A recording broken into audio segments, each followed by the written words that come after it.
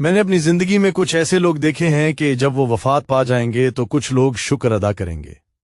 कुछ इंसान अपने नफ्स की ख्वाहिश में दूसरों के घरों में लड़ाइयां करवाते हैं, हमेशा फजूल बातें करते हैं, बेकार मशवरे देते हैं और साजिशों में इस कदर डूब जाते हैं कि उन्हें यही सब करके सुकून मिलता है। और अगर उन पर अल्लाह की तरफ से कोई अजाब भी आ जाए तो वो उससे सबक हासिल नहीं करते कि मेरे साथ ऐसा क्यों हुआ और अब मुझे आखिरत की फिक्र करनी चाहिए, बल्कि बीमारी या माजूरी के बाद भी वो उन्हीं हरकतों में मुब्तला रहते हैं। मुझे तो ऐसा लगता है कि अगर अल्लाह की तरफ से इन पर अजाब नाजिल हो और उनकी जबान भी कट जाए तो ये इशारों से गालियां देंगे और लड़ाइयां करवाएंगे, वही काम करेंगे जो पहले करते थे। ऐसे लोगों का कोई हल नहीं, बस अल्लाह ही उन्हें हिदायत दे।